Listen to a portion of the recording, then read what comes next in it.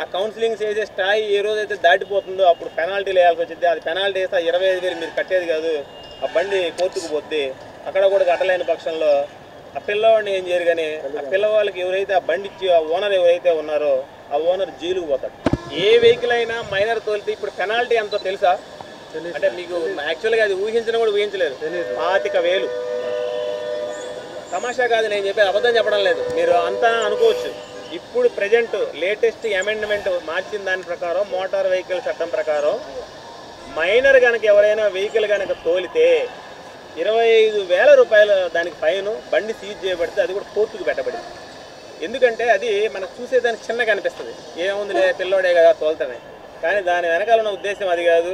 అన్నీ బాగుండి పెద్దోళ్ళు ఉండి 2 సంవత్సరాల ఎక్స్పీరియన్స్ ఉండి ఎంత ఉంటేనే ఆడాడ యాక్సిడెంట్లు జరుగుతూ ఉన్నాయి.